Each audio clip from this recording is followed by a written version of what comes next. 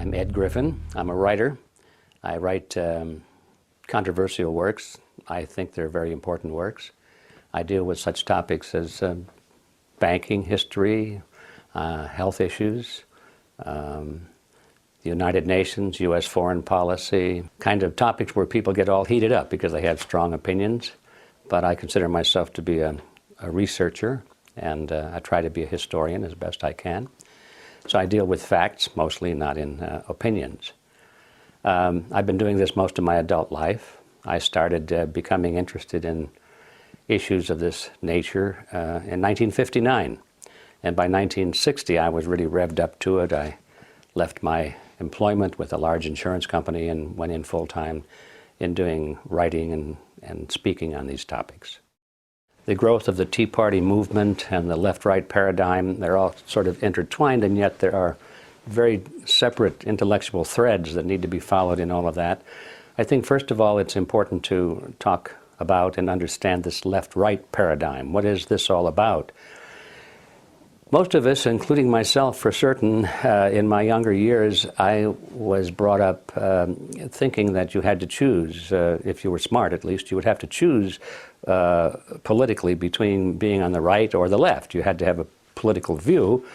And I thought that in those days, I thought that the extreme right would be something like fascism or Nazism. And on the extreme left, of course, you would have communism or socialism, just a little bit short of that. So that was the paradigm that I was taught, and it seemed to make sense at the time. But as I became more involved in these issues and learned more about them, I began to realize that the basic philosophy between the so-called extreme left people, on communists and socialists, and the so-called philosophy on the right of the fascists and the Nazis was really the same. I said, how can this be? They're supposed to be opposites of each other. And then I began to realize that there is something more common to all of these philosophies that was left out of my training and education. And that was the ideology of collectivism. I began to realize that the thing that was common to them all is something called collectivism. Now that's a word that is not very well used. It's not very entrenched in the vocabulary of most people today. But I found out that it was a very commonly used word about a century ago.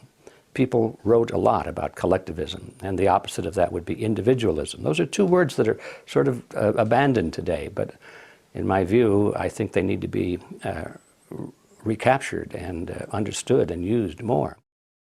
And I realized that communism and fascism, the so-called opposites, are merely variants of collectivism. They're the same thing. And they believe that the group is more important than the individual, for example, and the individual must be sacrificed, if necessary, for the greater good of the greater number. They believe that the state should be all-powerful and that the people should obey the state for the greater good of the greater number and all of that sort of thing. They believe that rights are granted by the state. They're not part of the human being. They're not God-given. They're not entrenched in his body and soul. They have to be granted by the state. All of these things, and you look at them one by one, communists and fascists and Nazis and socialists, they all believe that. So wherein lies the conflict, you see? And I began to question that. And I realized that it's partly a trick. In fact, I think it's a huge trick. It's a great scam because people even today are thinking that they have to choose between the right or the left, not realizing that no matter which way they go, they've accepted basically the same ideology underneath. Now, it's true that the leaders of these groups, like the Stalins of the world and the Adolf Hitlers of the world and the Mao Zedongs of the world and so forth, the leaders of these groups on left and right will fight each other. And they will go to war with each other. And there will be tremendous battles, as we saw in World War II, for example. But what are they fighting over? Ideology? Not at all, because they agree on ideology. What they're fighting over is dominance. Who is going to rule? That's all they're fighting over. And once you get that picture historically, it's not too difficult to see that that's the same thing going on even today, as certainly going on in American politics. We have the left versus the right, sort of embodied today in the Republican Party supposedly on the right and the Democrat Party supposedly on the left. Now, here's a choice, isn't there? Well, why is it if this is such a choice? So we go from Republicans to Democrats, and then 4 years or 8 years later, we go back to Republicans again, and we keep doing this. We've been doing this since World War I. How come the country keeps moving in the same direction all the time, deeper and deeper and deeper into collectivism, regardless of which party is in favor, because they both believe in collectivism. They both believe in big government. Their slogans are different, their leaders are different, but the poor voter out there trying to make sense of all this is, he's tricked, he's stuck, he's trapped. And so this is the important thing to, I think, understand, that this left-right paradigm is it's a political ploy. It works very well for those who know what they're doing. We find that the Republican Party and the Democrat Party both are pretty much in the hands of a relatively small group of people with a membership of about 4,000. It's called the Council on Foreign Relations. These are the people that are really pulling the strings in both the Republican and the Democrat Party. And they've even written about it. There's a fellow by the name of Carroll Quigley, who's a former history professor at Georgetown University. By the way, he was the mentor of William Clinton when Clinton was a student there. And he wrote several books about this group of people and their origins and their roots coming from Europe and England in particular. And he comes to a very interesting point in one of his books where he says, okay, this is the way the real world is. He said, how is it that we collectivists, we elitists, how can we rule the world when at the same time we want to let the average person think that they're living in a, quote, democracy. They're living in a system where their vote counts. They're living in this world in which they feel that they must participate in their own political destiny. This is a carefully nurtured myth that they want to create, so people will be content with, no matter what happens to them, they'll say, well, I voted for it, or I did it. This government is my government. No matter how bad it is, it's responsible to me. And as long as people have that image, then they don't complain so much about how bad it gets, because they did it, they think. So Quigley deals with this question: how do you let people think that they're directing their own political destiny when at the same time we, the elite, we are the ones who must direct their political destiny without them knowing it? How do you do that? And he answers the question brilliantly. He said, it's very simple. You've got to have two major political parties, and they'll both have the same major goals, the same basic fundamental principles, and they'll argue with each other on the surface with slogans and leadership and style and all of that sort of thing. He said, but we will control them both. There's the strategy. There's the whole scam behind this left-right paradigm. When you understand this history and this reality, you look at it and you say, well, yes, we've got a left wing and a right wing, but they're just opposite wings of the same ugly bird, and that bird is called collectivism. So how does that apply to the Tea Party movement that we see today? There it is. I mean, that's the blueprint. The Tea Party movement seems to have been a very genuine, spontaneous movement arising from people who were unhappy with both the Bush administration and the candidacy of Obama. They didn't like either one of them. They were people who understood, more or less, maybe not intellectually and historically, that there was collectivism in both parties, but they understood that something wasn't right, and they didn't want more of the same.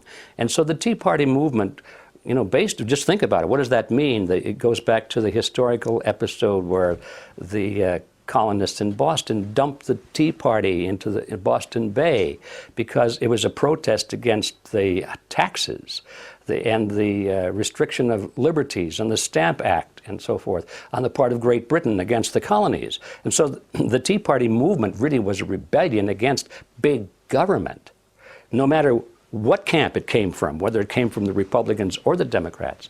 Well, it didn't take long, especially when the Tea Party movement began to gain momentum, And I was privileged to see that because I was invited to participate in some of these early events. And I remember the first event I went to, maybe they had a couple of hundred people, but they were all, you know, dedicated to the principles that made this country great. It had nothing to do with Republicans or Democrats. It had to do with political philosophy, the concept of limited government and the people being in charge, not the government in charge. So I saw it start in a small fashion like that. And then over the next couple of years, it grew and grew and grew until finally it was a very large movement. And at this point, the political parties, the leadership of the political parties began to take very careful note of it. And they said, wait a minute, this is something we should be doing, because they're experts at orchestrating movements and letting the people think that it's their movement, you see. This was a genuine grassroots spontaneous movement. Had nothing to do in the beginning with political parties. Well, the leadership of the parties couldn't let that be, so they both looked at it very carefully, and the Democrats decided that because of the nature and the slogans and so forth, it didn't fit well. So they began to attack it. They began to try and make it look like it was a bunch of idiots and wackos and tin hat people and all this sort of thing. And the Republicans thought, this is something we can use. And so they started to go into it as best they could and take it over. That was their goal, to copt it for their program. And well, so here we are today looking at this process underway. They're still trying very hard to convert the Tea Party movement into a Republican front. And I'm sorry to say that they have achieved some success in that direction, primarily because of some very well-known people who are closely aligned with the Republican Party. We're talking about the candidate, of course, Sarah Palin, who is a Republican from top to bottom, and she represents this right-wing image. She fills the bill perfectly. She's the Miss Republican right-wing collectivist. And she can speak with great fervor and great emotion and great meaning against the extremes of the Democrats, those bad left-wingers. And she does a good job of it, and everything she says is true. But she doesn't speak out against those bad right-wingers, you see, because she's part of that group. Her mission is not to bring about a restoration of the principles of America, but to get the Republicans back into power. That's her mission. And of course, we have people like Glenn Beck, who have the power of the Fox broadcasting system behind him. That's tremendous power. And he's always speaking against those bad left-wing Democrats with great conviction and great fervor and great truth. Nothing wrong with what he says. What's wrong is what he doesn't say. He'll never attack somebody from the Republican Party. We've got people like Rush Limbaugh, plays the same role. He's very good at exposing the Democrats. He's very good at pointing out the absurdity of the left-wing philosophy, but he'll never say anything bad about a right-winger or a Republican. So there you have it. Of course, on the Democrat side, you've got the same team. You know, these are the cheerleaders and the players. They work together. And the average voter gets caught in the middle of this. He hasn't any idea what's going on. He just thinks that the debate is such that he has to choose. Who are you going to vote for? You're going to vote Republican or you're going to vote Democrat. And so as long as they're in that role, they're like a tennis ball in a tennis match. They get hit back and forth across the net. First they're on the right, bing, then they're back on the left, bing, back there on the right. They're Republican, they're Democrat. And the game goes on and on and on. And although it's possible for the players of that game to win, the tennis ball never wins that game. So I think it's time for people to stop being tennis balls in this game and just get out of the game completely. There are certain issues that people on the left and the right in American politics will never discuss. And the reason they won't discuss them is because they agree mutually. The Democrats and the Republicans agree on something, so they don't want to talk about it in public debate because it reveals the fact that they're basically the same. They only talk about things on which they disagree. Turns out that the things on which they agree are the most important things. The things in which they disagree are relatively minor. So the things in which they agree are, for example, our foreign policy. They both agree that the desired goal eventually is to move the United States into world government. Not just any world government, but a world government based on the model of collectivism. In other words, big, powerful, centralized world government. If it were a world government based on the principles of freedom and freedom of choice, freedom of culture, low intervention, if no intervention in the lives of normal human beings, it might be a wonderful thing, but that's not the kind of world government the left and the right have in mind. They're talking about total world government with all major decisions being made at the top and people at the bottom being essentially living in a feudalist society, just serfs and peasants basically in a high-tech feudalism. And the left and the right both agree with that goal, and so they never discuss it in public debate. Another thing in which they agree is the dominance of the banking system in our economy and to a large extent in our politics. They both agree that the banks are supreme, that the banks must be protected, that the banks must be funded, they must be bailed out, they must not be allowed to fail. When the banks make bad loans to third world countries, or if they make bad loans to large corporations, both the Republicans and the Democrats agree that we must come in with taxpayers' money, either tax money or inflation money, and we must bail out the banks. And we do that, they both agree, by giving the money to these corporations and giving the money to the third world countries so that they can continue to make interest payments to the banks. So those are two major issues, I would say perhaps the largest issues we could possibly face. And so we find that Republicans and Democrats are in agreement on that. You might add another third topic if you wish, and that is our role in the Middle East. Both parties talk alternately about, oh, we've got to end this war in the Middle East, pull our troops home, and all that sort of thing. But that's just rhetoric. You notice we go from one party to the other. The war continues, the war grows, the funding continues. So there we have three major issues, perhaps the three largest issues of all. And there's no debate between Republicans and Democrats as to what to do. Though there may be some debate in rhetoric, they may give speeches, but when it's time to vote in Congress, there is no division between them at all. And this itself should be the biggest giveaway as to what the reality of politics is today. If anybody that's got their eyes open, they ought to be able to see it just by examining those three issues. I do believe that when Ron Paul ran for president and, to everyone's amazement, achieved such great support in spite of the roadblocks that were put in front of him, and in spite of the total disinterest on the part of the major media, so that he was practically unknown to large segments of the people.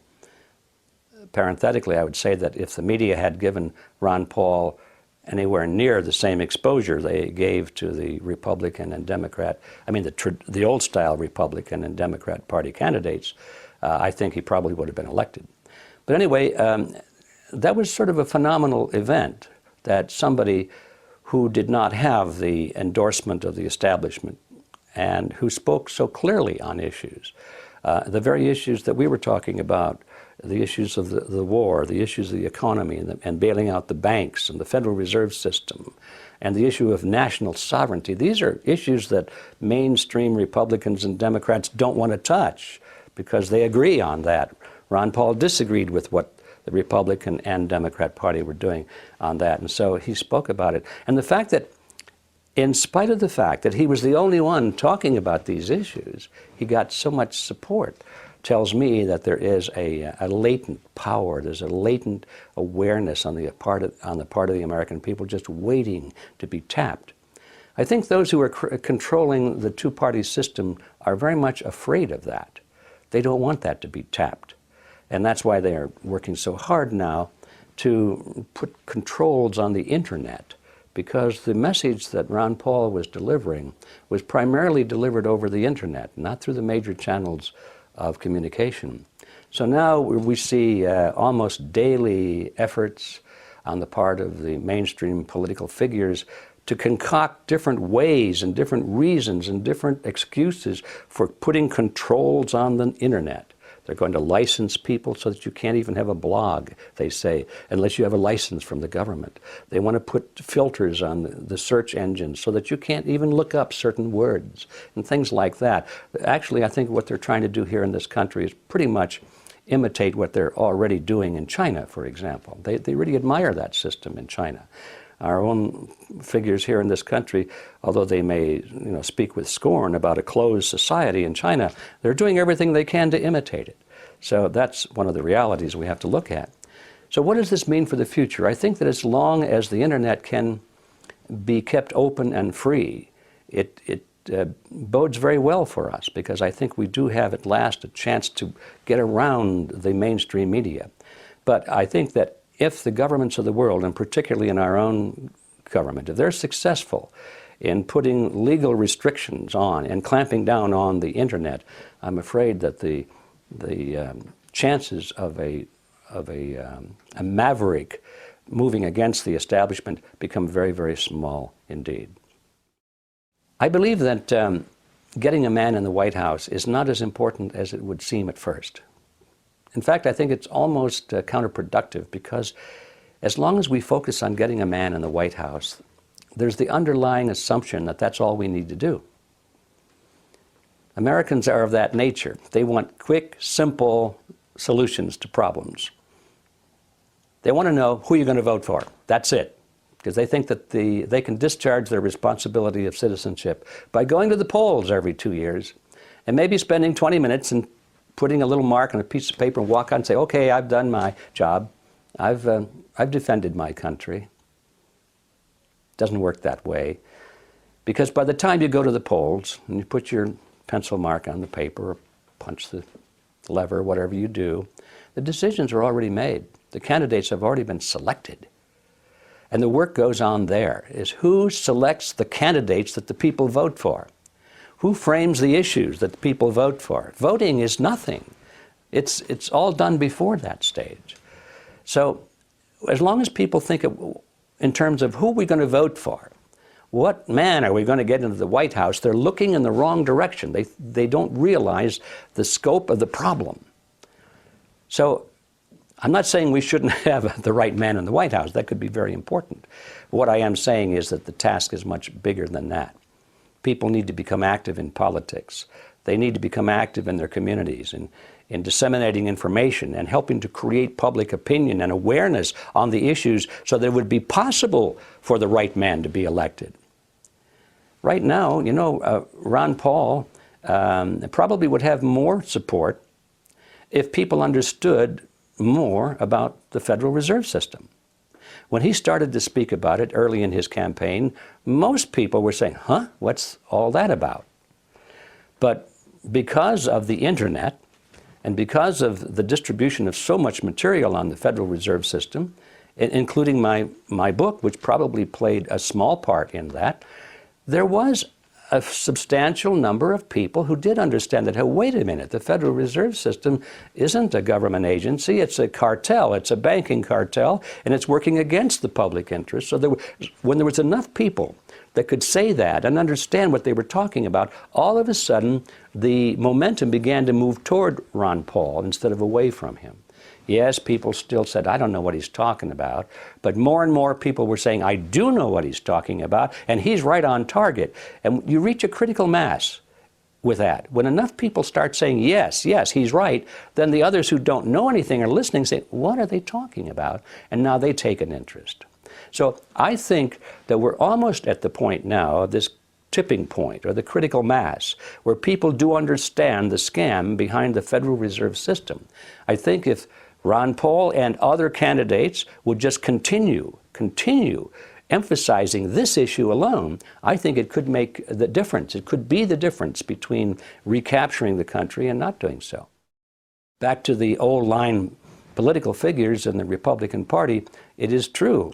When you compare that with Obama, Obama came to power riding this crest of beautiful rhetoric about change and making a difference and taking America back and all of that sort of thing. And people responded to it emotionally. And that was it. There was no substance, but it sounded good.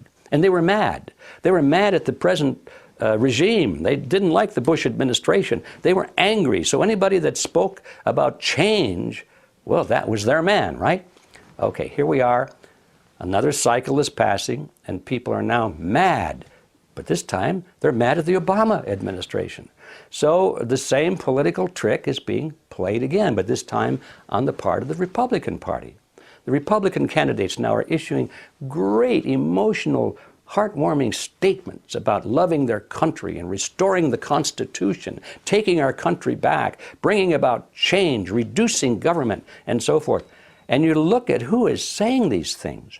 I mean, people like Newt Gingrich, for example. If you look at his voting career, he voted against the Constitution more often than not throughout his whole political career. He's great at giving speeches. He uses all the right trigger words and phrases. But here's a guy talking about taking back the Constitution when he himself has been one of the great attackers of the Constitution by his votes in Congress. So it's come to the point where people have to stop listening to the rhetoric and start looking at the actual voting record of these people. I don't care whether it's Republican or Democrat. That's not the issue. It was Lenin who said it so well. Lenin said, words are one thing, actions another. Of course, when Lenin wrote that, what he was telling his followers is that tell them what they want to hear. Don't worry about telling a lie. They want to hear lies, he said. Words are one thing. Tell them what they want to hear. Get elected. Come to power. When you're in power, he said, then do what you want to do. Words are one thing, actions another.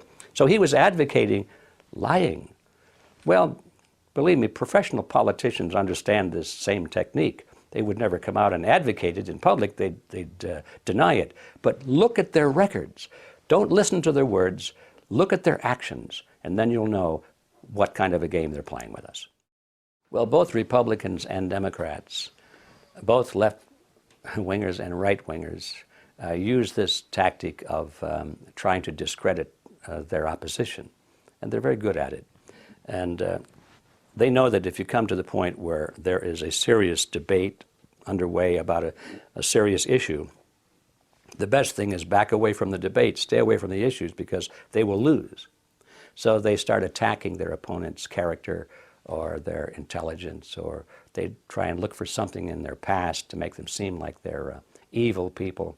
And it's called demonizing. You demonize the opposition. This is an old tactic that's been going on for a long, long time. And yes, I've seen it over the years where they have taken a group like the John Birch Society, and which is just an educational organization, but it was an educational organization dealing with principles and real historical facts, and they pretty well succeeded in convincing everybody in America that the Birchers were a bunch of, at the least, they were a bunch of little old ladies in tennis shoes, but at worst, they were a bunch of Nazis and fascists and racists, and they were even called communists. And so it didn't make any difference. You just call them some name, and if you keep doing that often enough, and in major channels of communication, most people will believe it. So that's a tactic that's well used, and I think we have to be alert to it. Also, we have to be alert to the fact that the people that we're talking about, these elitists, it's hard to find a better word, but the ones who want to really control this international collectivist government, they are not dumb. They have a lot of money, and they have think tanks that work out strategies. And one of the strategies they have always used is to lead their own opposition. And they try to lead their own opposition because, first of all, they know there's going to be opposition, so why wait around? Why wait around for real opposition to develop? If you know what's going to happen, send your own people out there and let them pretend to be your opposition, and everybody will follow them, especially if they're well-funded. And if they give the right speeches and say the right words, you know, those nice campaign speeches, for example. But they're really controlled by the very people they're speaking against. I came across that when I was doing research for the Federal Reserve System, because I realized that in the early days, the very bankers who put together this cartel and drafted the Federal Reserve Act, it was their bill.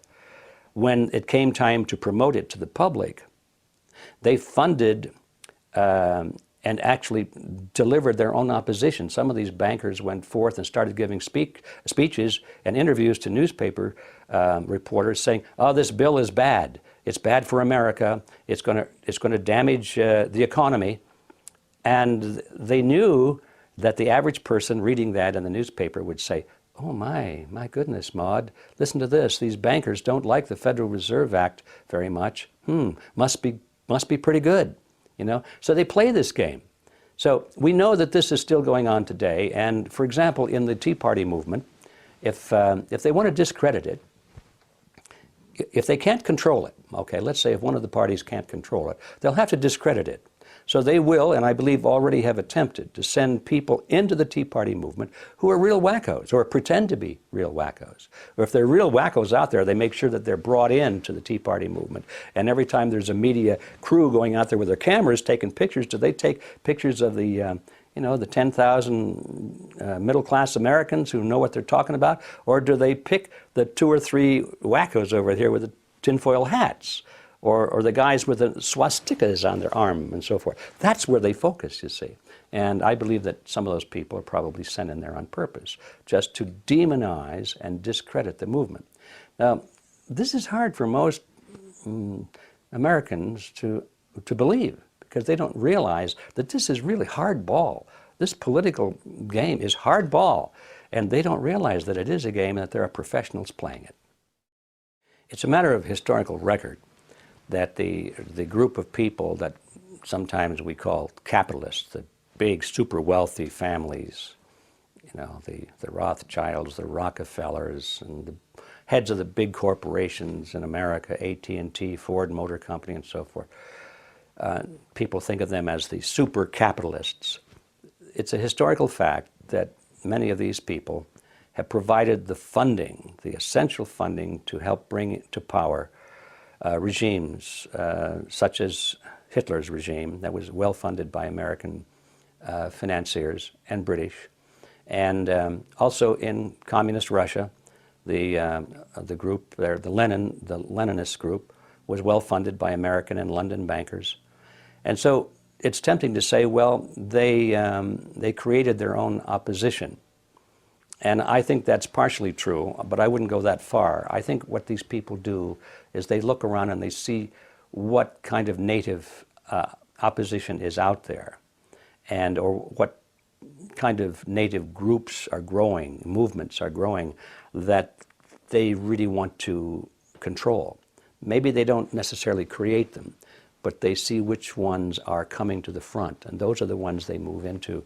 And if you have enough money, millions and millions of dollars, it's not too difficult to gain influence over almost any new group that's struggling against its opposition and looking for money. So they've played this game. They played it in both the Soviet Union and in Nazi Germany. I think they're doing the same thing in America. I think that's one of the things going on now with the Tea Party movement. I don't think they created it at all, but they see it as something that has the potential of being a powerful movement, and so they are putting their best attention and a lot of money into it to see if they can't capture it for their own uses. Another tactic, isn't it, that the opposition knows that the American people, any people in the world, will gladly give up their liberty and their comforts if it's in their mind a means of gaining security, protection against a dreaded threat of some kind. That's why regimes that are struggling to hold the loyalty of their people are very dangerous regimes, because instinctively they know they have to go to war. They know that in time of war, the people will rally behind their leaders no matter what, because we're at war. And if we lose this war, we'll be invaded, we'll be conquered by some dreaded enemy. And so throughout history, governments that are weak or losing influence over their own people traditionally start wars, or they manufacture false flag operations against themselves. They create their own enemies. They want to be victims so that they can rally their citizens behind them, and anybody who wants to continue criticizing these leaders is then branded as being unpatriotic, or possibly even branded as a traitor. So it's an old ploy. It's been done throughout history. Machiavelli wrote about it. It's everywhere you look in history, you see this ploy being used. And is it being used today in America? Absolutely it is, I'm sorry to say. It's interesting to me how organizations as innocuous sounding as a tax-exempt foundation can have such tremendous clout in determining the nation's politics and its foreign policy and its economic policy. Turns out that organizations, these big ones like the Rockefeller Funds and the Ford Foundation and these big tax-exempt megaliths, the general impression of them is that they do good works. I mean, they're supposedly doing charity of some kind or educational projects. But boy, what a difference there is between that image and the reality when you look at some of them. They spend a great deal, if not most of their money, promoting certain projects, which, although they can be described as philanthropic, are really very, very political in nature. The Ford Foundation in particular, it comes to mind because although they spend millions and hundreds of millions of dollars supposedly to improve the social condition and the economic condition of minority groups, when you see where the money goes, it goes almost always to very radical minority groups. They're not even minority groups anymore. They're radical political change groups, the ones that are trying to bring about very destructive movements inside the United States. All of the radical Latino movements, and I'm not just talking about Latino, I'm talking about radical movements, like overthrow the United States, that kind of a movement, like cut off Texas and return it to Mexico. That's the kind of movement I'm talking about. And they're all funded by the Ford Foundation, all tax-exempt money. And this has been going on for decades. And you come eventually to the conclusion that the directors of the Ford Foundation know exactly what they're doing. They're not making a mistake and continuing to make the same mistake for decades. They know exactly what they're doing. And what they're trying to do is to divide America. They're trying to weaken America. They're trying to bring America down so she is no longer a powerful force in the world, so that she's reeling and she's kneeling and she can be comfortably merged with all the other nations of the world, and she'll be willing to give up her culture, her freedoms, her judicial system, economic system, in gratitude in order to be saved from some kind of internal chaos and revolution and being starved and so forth, starvation. And in other words, these people are deliberately trying to weaken America. So all of this is being done, not all of it, most of it is being done under the aegis of tax-exempt foundations. What a beautiful cover. But this has been going on for a long time. There certainly has been a change in the function of the American government. In the beginning, it was set up with a definite system of checks and balances, and the executive and judicial and legislative branch were supposed to be fairly equal, so they could check each other. There's been a change, gradual change over the years, starting primarily with World War I. When there was this great crisis, we had to defend ourselves against foreign enemies.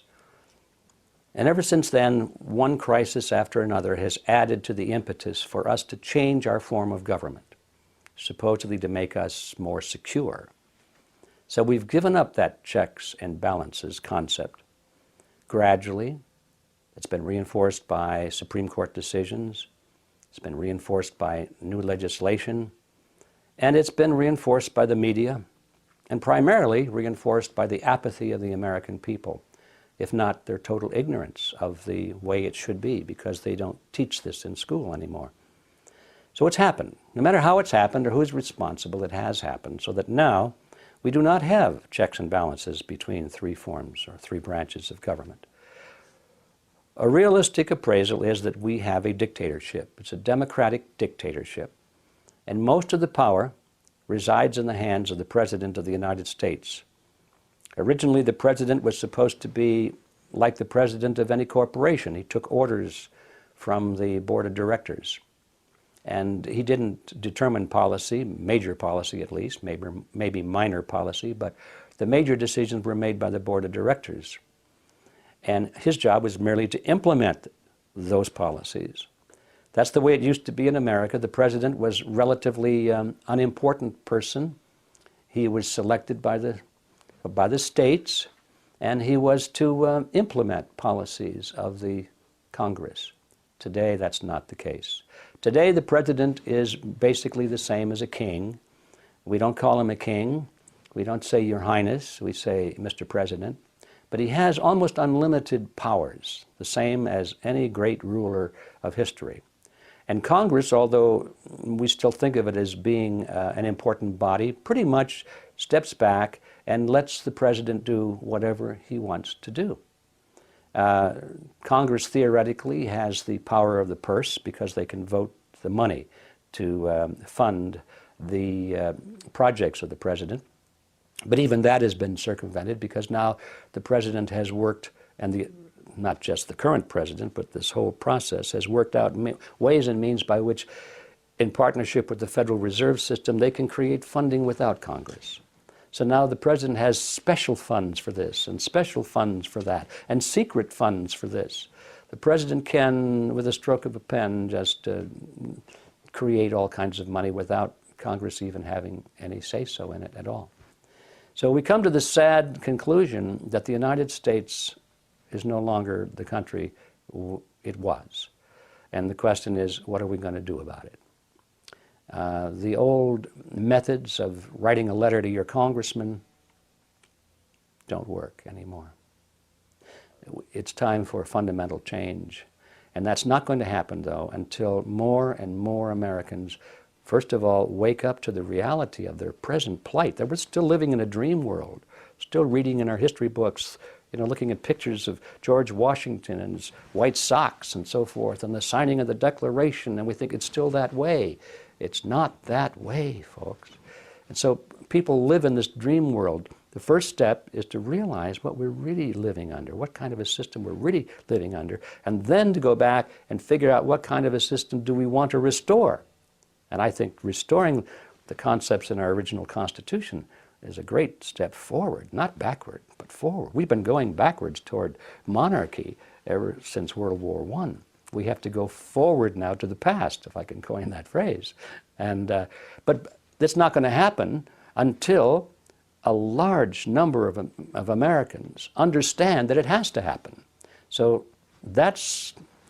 what is that, an optimistic or a pessimistic view? I think it's an optimistic view in the long run. It's a pessimistic view in the short run because nothing like that is going to happen by November. It's not going to happen in the next election. Americans are always focused on, well, how can we make this happen quickly so I can go back to my golf game? I don't want to spend a lot of time on this. If I'll become active maybe for a few months and I'll vote for a candidate or something, but don't drag this thing out, please, because I'm too busy. They want to know how we can turn this all around by the next election. Can't be done by the next election, but it can be done. That's the optimistic part.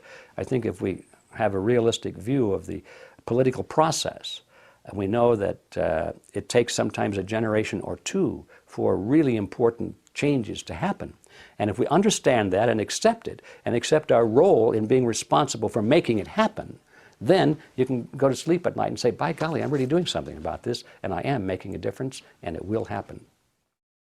I don't know when the administrative branches of government became totally dominant. All I know is that it was a little bit at a time, and it sort of like a jerky motion.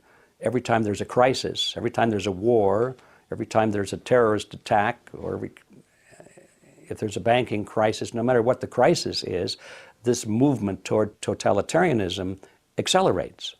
And then it slows down until the next crisis comes along. And I don't know if I could say at what point that happened, but I can say that it did happen, and it's even continuing today. Yes, I did see the clip in which Hillary Clinton says that, I think she was saying it was nice to be so close to the headquarters of the Council on Foreign Relations because she didn't have to go very far to find out what to think and how to act on certain issues, or something to that effect. And I'm sure she's been embarrassed by that statement and probably has issued some kind of a qualifying statement that, well, she didn't mean it quite that way. But the fact of the matter is, I think she did mean it. Most people know in politics, they know that the Council on Foreign Relations is the center of all of this, that's where the power is. And you just don't get the green light to move up in politics unless the switch is thrown in the building there at the Council on Foreign Relations office. That's why all of the major candidates for office appear at the CFR conferences, and you can see video clips of them on the internet now and then. They're giving speeches, sometimes before large audiences and sometimes before small groups. But it's clear to me that they're brought in and they're treated very nicely, and then they're asked some questions to see how they think and how they would act under certain circumstances, and what is their view on this policy and that policy.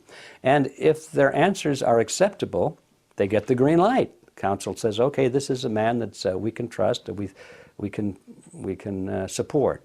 If they give the wrong answers, I don't think they're ever going to get any kind of a green light. And so people like Hillary Clinton know, even at that elevated position, Hillary Clinton, you'd say, was one of the big movers and shakers. Compared to the Council on Foreign Relations, she's not. She's a small fish. And she knows that she's got to get the approval of the CFR. I think that the people who are monitoring this they have to be concerned over the growing awareness on the part of the American people.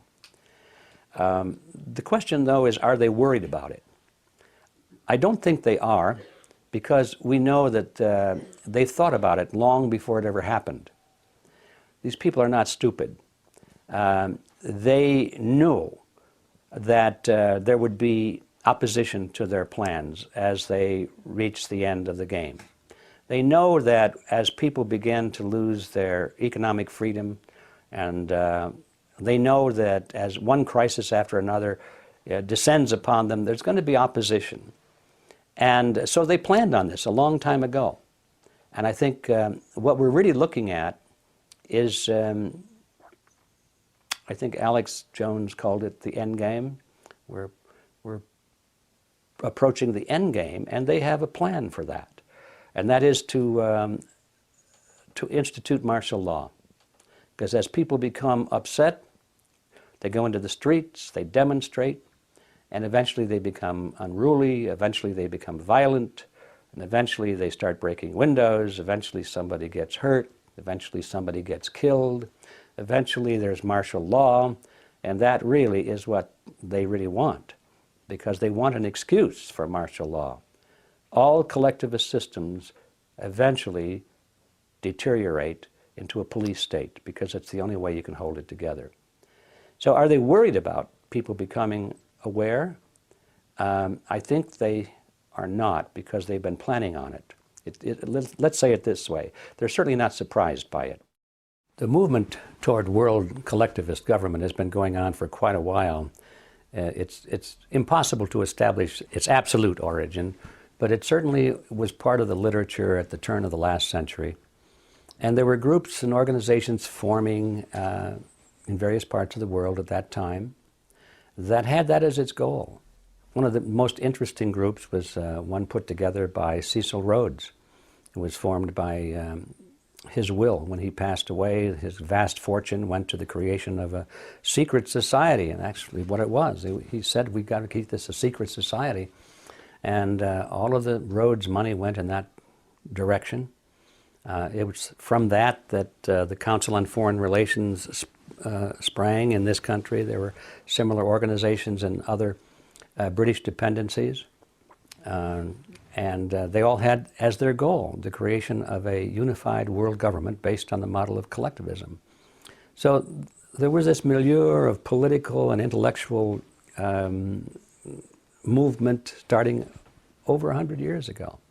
But it certainly has gained momentum through World War I, really got up to speed, and then finally in World War II, all of the major players on the world scene were talking about world government. They tried to do the League of Nations, that failed. Finally they created the United Nations, that stuck. And so now they're just trying to pump up the United Nations into the framework of the global government that they have always envisioned. And this has been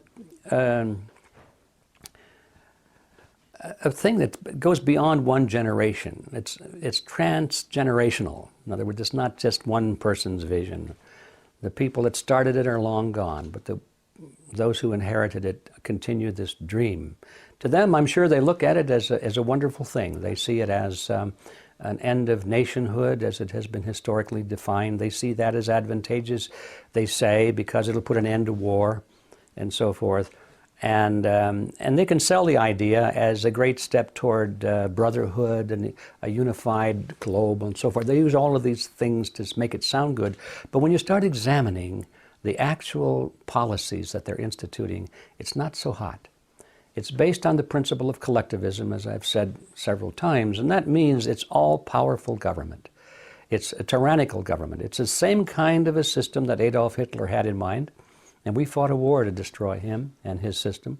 It's the same kind of a system that Joseph Stalin had in mind, and we fought a Cold War and did a lot of other things to make sure that that didn't happen. The same kind of a system that Mao Zedong had in mind, and Benito Mussolini. All of the great collectivists of history have had this unified global government based on the model of collectivism as their goal, and we fought against it until recently. Now we are actually the greatest advocates of it ourselves. We don't call it tyranny. We don't call it fascism or Nazism or communism. We have a better name for it. The name they have chosen is the New World Order. That's their favorite phrase for it. But when you examine its nature and its essence, it is a collectivist system, powerful government, little people at the bottom taking orders. So this is the concept. It's been under evolution for over 100 years. It looks like it's coming within sight now. We've seen the nations of Europe amalgamate into the European Union. The sovereignty of all of the European nations has been pretty well lost now to the European Union, and they've always said that was a stepping stone toward the creation of a true world government, is to unite the smaller governments of the world first into regional groupings, such as the European Union. They have one in mind for Asia and Africa, and now they're talking about doing the same on the North American continent, called the North American Union, and it'll be a merger of the United States, Mexico, and Canada. A process that they deny that is underway, but it is definitely underway, and it's been underway for over a decade. And if you examine some of the laws and administrative rulings that are coming out of the federal government at all levels, they often use the word harmonization, meaning they're going to harmonize or attempting to harmonizing our laws with the laws of Canada and Mexico. So this process is well underway. We have seen the euro, a replacement of national currencies in Europe, a single regional currency. Now they're talking about the same thing here in the United States. To get rid of the US dollar, get rid of the Mexican peso and the Canadian dollar, and create a new currency for the three. They'll probably call it the Amero. That's the name they seem to be favoring at the moment. Step by step, this structure of world government based on the model of collectivism is being erected. Every day you can look in your newspaper and see evidence of another brick that's been put in place, another timber has been put in place. It's going on and on. So is this a good process or a bad process? Is it an inevitable process? Well, first of all, I don't think it's inevitable because it has to be done by people, and people have to want to do it or not want to do it. It's well advanced because the people that are in charge, the people we elect, the people who are running our own government, the people who are running the governments of these other nations, at the top, these people are all for it. So that's why it's happening. At the voter level, I don't think most people even know that it's happening. And if they did know, they'd probably say, I don't think this is a good idea. So the trick has always been how to make this happen without getting the American people or the people in Britain or France or Germany or Mexico or Canada too much alarmed about it before it's too late. That has always been the strategy that they have followed. So that means they have to deny that it's happening. It means they have to do it behind closed doors. That means they don't bring it up for a vote in Congress. They do it administratively rather than legislatively. And all of those strategies and tactics are being used. Is it a good thing or a bad thing? In my view, it's a very bad thing because I think collectivism is the graveyard of civilization. It's certainly the graveyard of freedom. If you just think about it, no collectivist system in the world has ever been the kind of a place where freedom was prosperous. People always wound up in the gulag or some kind of a concentration camp if they disagreed with their leaders. All of these factors, I think, need to be understood in order for us to come up with an intelligent plan of what to do about it. Because all of this is, academic unless we come up with a plan of what to do about it. And the first step in knowing what to do about it is knowing what not to do about it. And by that I mean what not to do about it is to fall for this left-right paradigm where both the right wing and the left wing are both pursuing this objective but fighting each other. And if we get caught up in that trap, we'll spend all of our time fighting the leftists or fighting the rightists, and it doesn't make any difference because no matter which side you're on in that battle, you still are promoting this globalist government strategy. So the first thing to know is don't get trapped in this left-right paradigm. The next thing is to know what you want. It's not enough to know what you don't want. Of course, we don't want tyranny, of course, but what do we want? Well, the average person would say, I just want to be free. Then you'd ask that person, well, what is freedom? Well, that's a good question, isn't it? What is freedom? A lot of people think that freedom is merely not being in jail. That's their definition. If you're not in jail, you're free. It doesn't make any difference if you're not free to live where you want to live or hire who you want to hire or travel where you want to go or spend your money the way you want to spend it or write what you want to write or go on the internet and say what you want to say. They don't think that's important as long as you're not in jail. They call that freedom. I don't think that kind of a definition of freedom is worth fighting for. So we have to know what we want. What is freedom? That's the reason that we created Freedom Force International, because our movement there is attempting to define that. We have defined it. We have the creed of freedom, which is, in our view, a very positive statement of what freedom is. And we have the commandments of freedom, the things that thou shalt not do, for example. Very simple things, but all of the great movements of history have always started with simple concepts. The freedom movement in America and in the world right now is in very serious need of some simple concepts, some simple principles, some ideas that you can believe in. You know, the old saying is, if you don't believe in something, you will fall for anything. It's very true. And so the first step toward reversing this drift toward global, collectivist, tyrannical government is to know what we believe in. What is freedom? And be able to define it, to be able to defend it, to be able to argue against the collectivists and say this system is better than that for this reason, and this reason. And then finally, the ultimate question is, well, who's going to do this? It's easy to become despondent, discouraged, and say, well, nobody cares. My neighbor is out cutting his grass. He's a good guy. We talk about baseball. We talk about the weather. We can talk about the latest movies. But he doesn't want to talk about politics. He doesn't care about the economy. He just doesn't want to become informed. And he certainly doesn't want to take any personal responsibility for monitoring and changing the system. So how are you going to fight this great drift toward global government with all of these powerful people at the top and nobody on the street cares? And the answer is that all movements of history have always been determined by less than 3% of the population.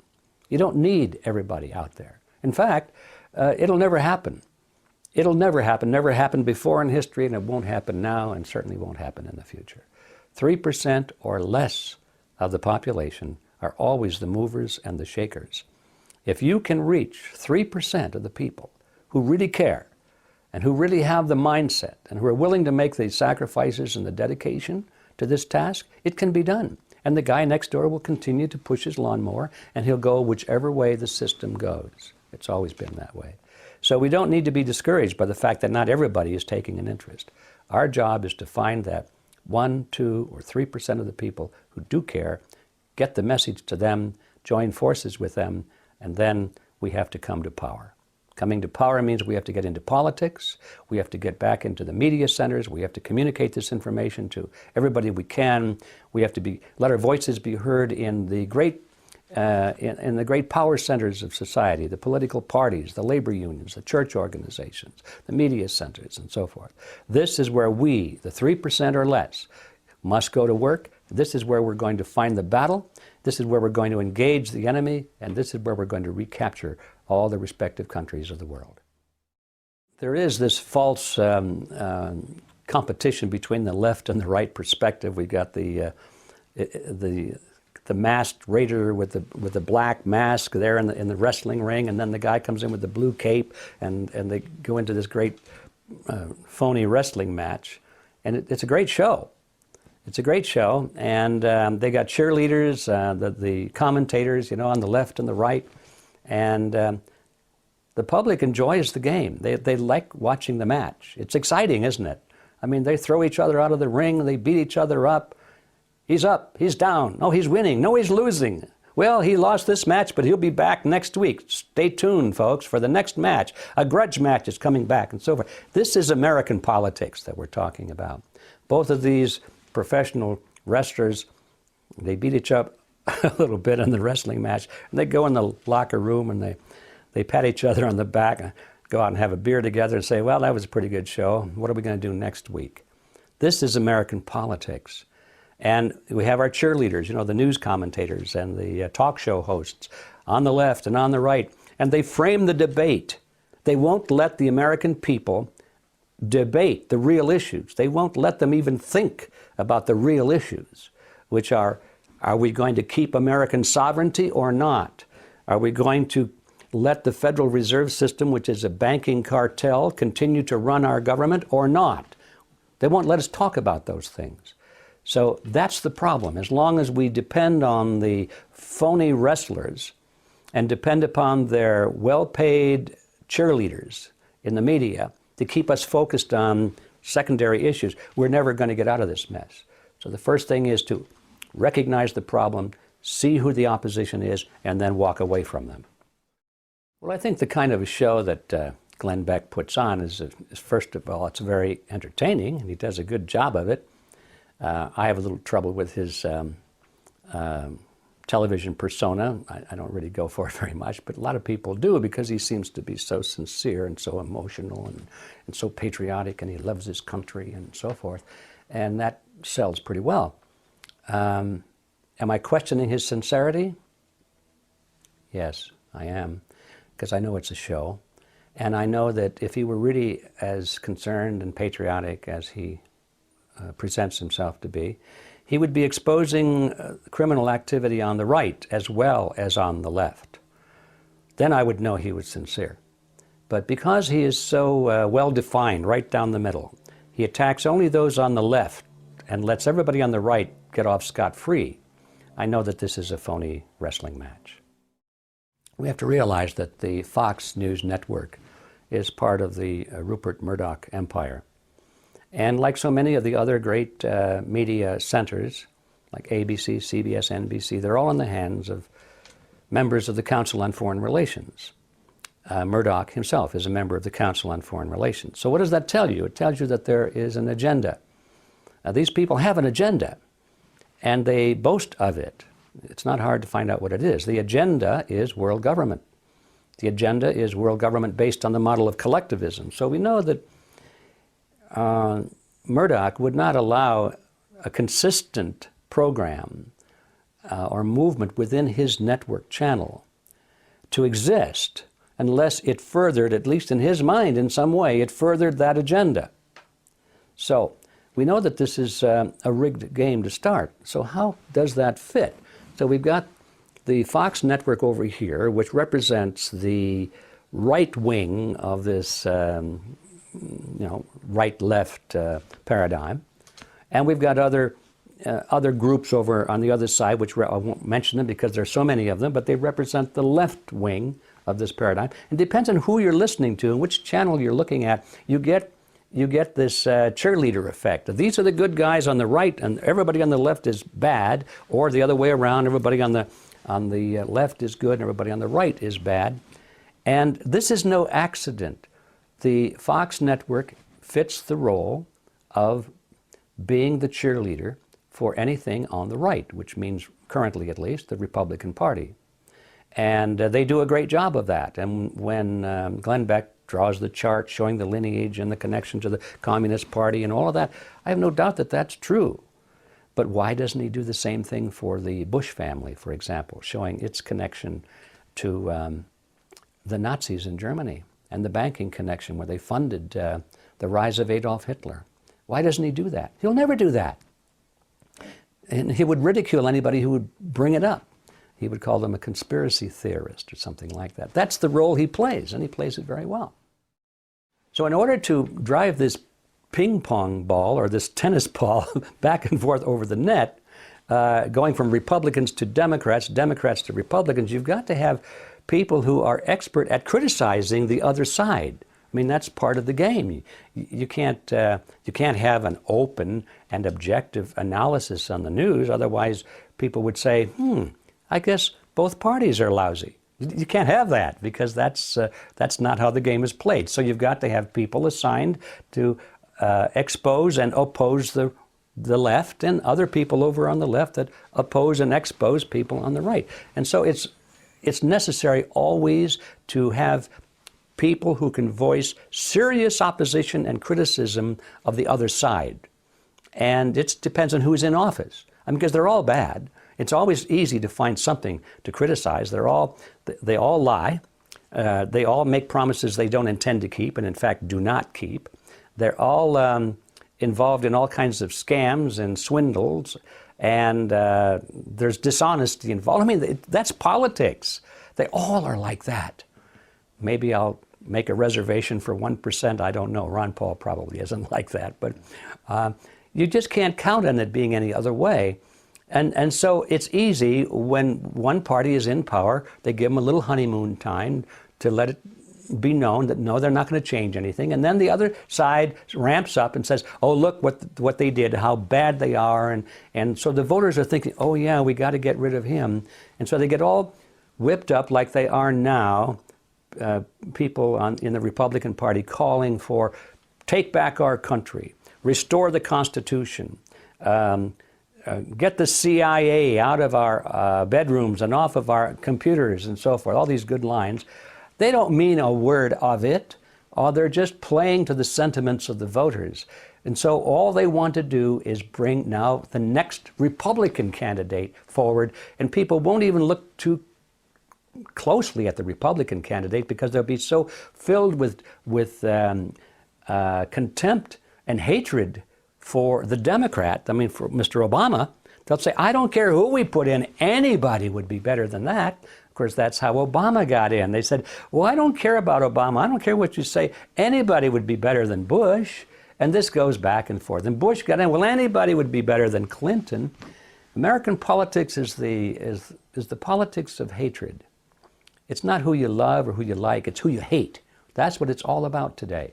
And it's a strategy that seems to be working pretty well.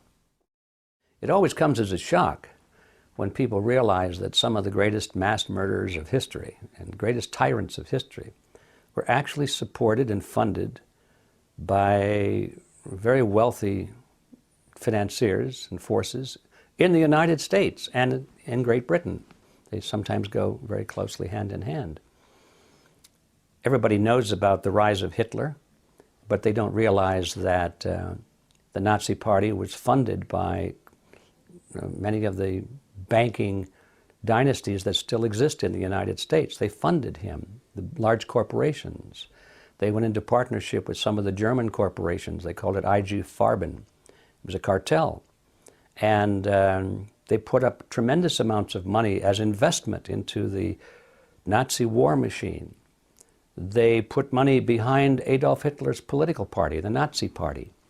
They even sent one of their public relations experts, I believe his name was Ivy Lee, over to Germany to interview Hitler and analyze him and to groom him and to make suggestions of how to improve his public image. They were intensely interested in promoting the Nazi regime. That's a matter of record. It's not a question of opinion. You can like it or dislike it. It's a matter of record. But this always happens. When Mao Zedong came to power, he couldn't have come to power had it not been for very powerful forces inside the United States. At the end of World War II, the Japanese had been driven out, but there was a large division in China. The nationalist Chinese under Chiang Kai-shek held a large portion of the country, and another section was in the hands of the communist forces, Chinese forces, under the leadership of Mao Zedong. And the nationalist forces and the communist forces were bitter enemies, even though they had fought more or less together against the Japanese. They both knew that when the war was over, only one or the other would be able to survive. And so they were preparing to fight each other. That was not in the best interests of the people in Washington, D.C. They didn't want that to happen, and they put pressure on the nationalist Chinese, Chiang Kai-shek's government, to accept the communists into their own government in key positions, what they call a coalition government. And they wanted them to go into very key positions. In other words, in control of the military in particular. Well, that's the end of the game, you know. The nationalists didn't want any part of that. So General George Catlett Marshall, who was in charge of all of the military operations in the Asia theater at that time, simply cut off the flow of ammunition and arms to the nationalist Chinese and made sure that all of the military equipment that was left behind by the Japanese was delivered to the communist Chinese. And with those two acts, there was no question that Mao Zedong's forces, which was now by this time much better equipped than the nationalist forces, that they would be victorious, and that is how it came to be. And George Marshall even boasted afterwards. He said, "With the stroke of my pen, I now disarm 30 divisions of Chiang Kai-shek's army." So that all came out of the United States. That was the decision of the so-called capitalist forces in America, that the Chinese communists would now take over China. So all of these things are contrary to the conventional knowledge of what happened in history, but as I said before, none of it is really difficult to find. It's a matter of recordable, it has been recorded history, and it's not even a question of opinion anymore. So the bottom line is what? The bottom line is that some of the most brutal and totalitarian regimes of history have been funded by people of great wealth, people who we used to think of as capitalists, and sometimes still call them capitalists. Why? Because they have great wealth. And what we don't realize is just having great wealth is not the real issue here. It's what you do with that wealth. And how did you acquire that wealth? A free enterprise capitalist would be one who acquires his wealth through competition and free enterprise and producing products and services at a better quality and a lower cost. A monopoly capitalist would be one who acquires his wealth by purchasing the loyalty of politicians and the passing of certain laws to throw the weight of government in his favor and to put obstacles in the way of his competition. So there are two kinds of capitalists, if you're going to use that word, and we have to be very clear. The capitalists we're talking about that have supported the totalitarian regimes are not free enterprise capitalists, they're monopoly capitalists, and they believe in the concept of collectivism.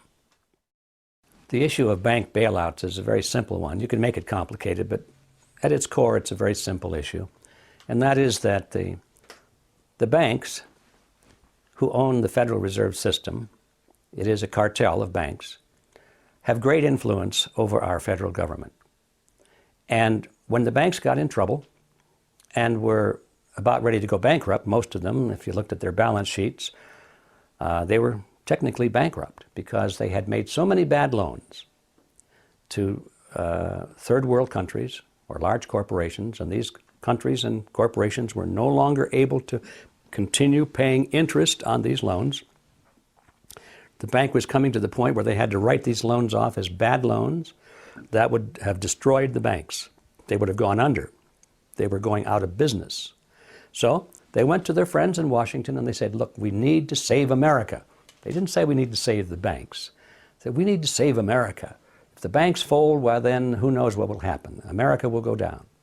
And so their friends in Congress voted these billions and finally trillions of dollars to make all of this happen, to bail out General Motors and Ford and various countries and the banks themselves.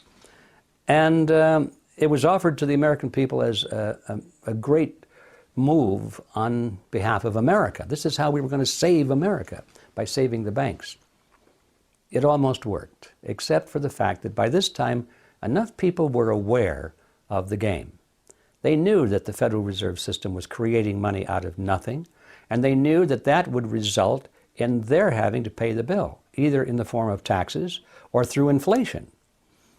Ultimately in the form of inflation, because the politicians are not willing to increase taxes as much as they should in order to pay for these expenditures, so they always keep the taxes as low as possible. But they collect it through inflation, because by pumping this new money into the economy, it waters down the purchasing power of all the money that's there. So when the voters realized that they were going to pay these bills, it wasn't the government paying these bills or bailing out the banks, it was the citizens, the consumers that were bailing out the banks. When they realized that, they got angry. And there was a great movement against it, a lot of anger, and especially when they found out that some of these executives were, getting million-dollar bonuses for bankrupting their banks and so forth. There was a lot of heat. And by the way, I think that the whole issue of bonuses, as important as it is, was a side issue.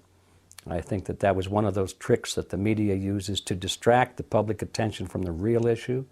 The real issue was the fact that the Federal Reserve and Congress was creating all of this money out of nothing to bail out the banks. That was the real issue. It was going to bankrupt America. It was going to drive people out of work, out of their homes. It was going to destroy America. But did they talk about that? No. They talked about how bad it was that the president of some bank got $1 million bonus. And that's where all the attention went for quite a while. So that was a side issue, at least in my view. So there we have it. What can you say? Even though the people are upset about it, it didn't make any difference, because the people do not control their government. They think they do, but they don't. Their politicians are beholden to the banking fraternity, to the Federal Reserve, to the banking cartel. That's where the power resides today.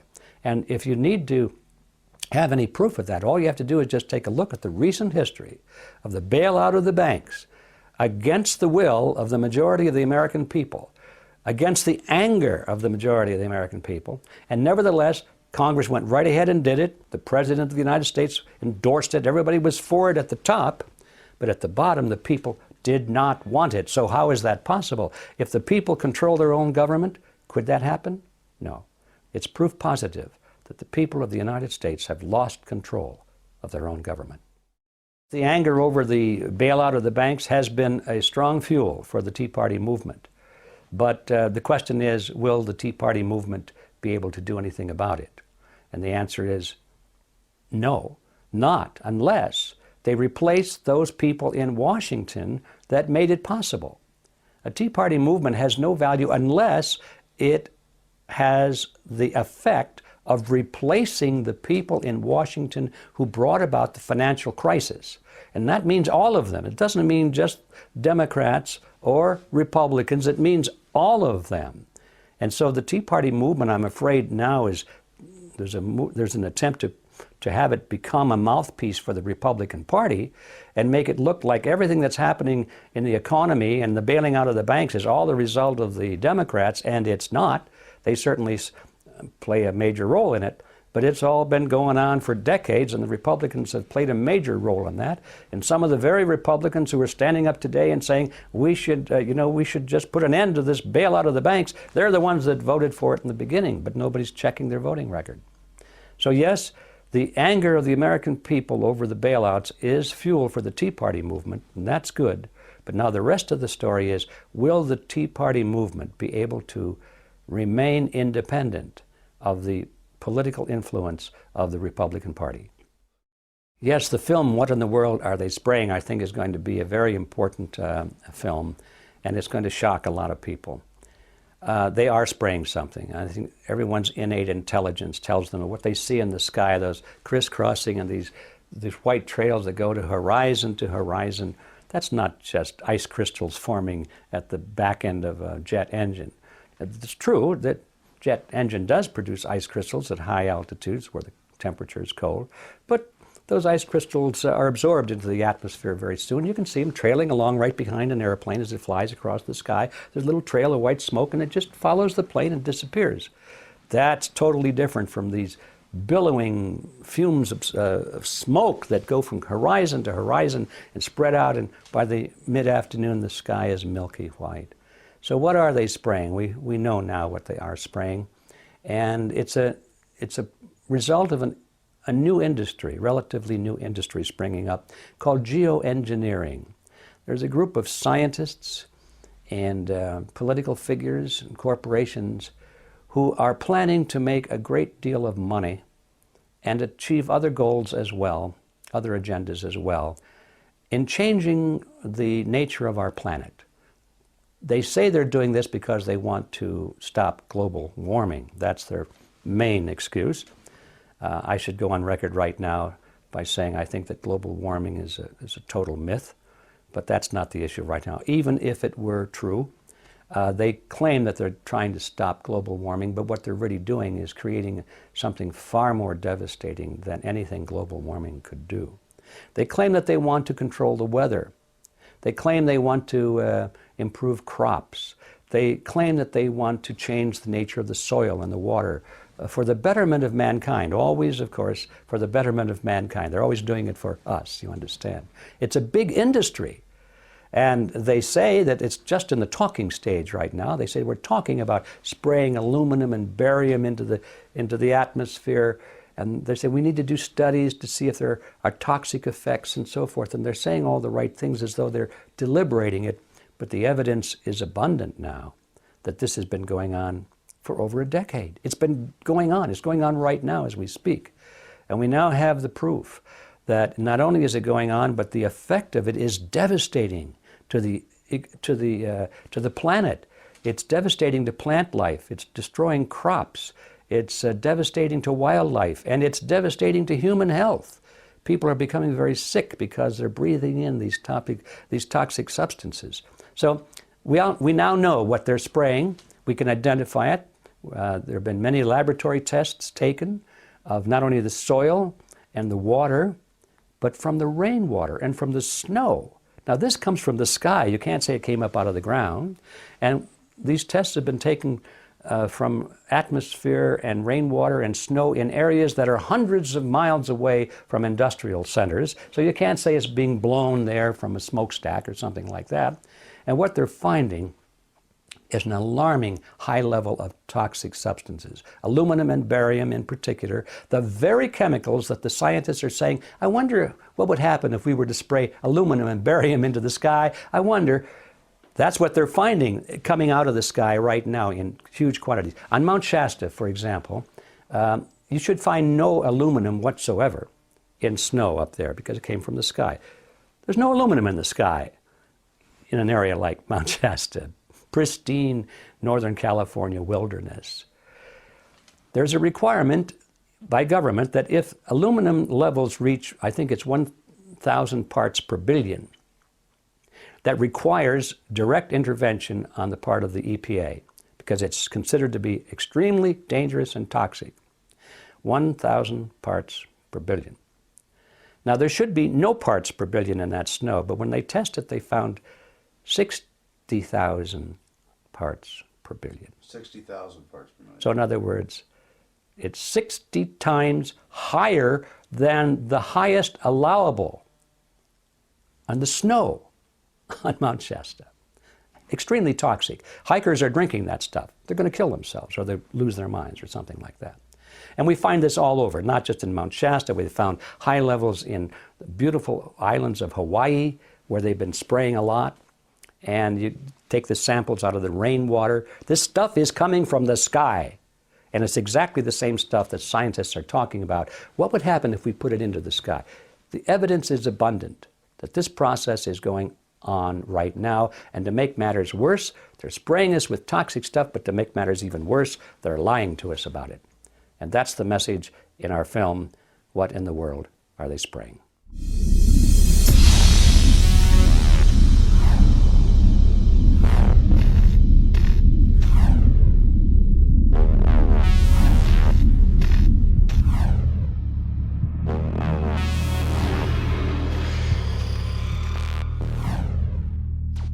Visit Infowars.com and PrisonPlanet.com. When you're on the site, you can also tune in 24 hours a day to my daily radio broadcast. There's also a free iPhone app to listen to the syndicated radio show when and where you want.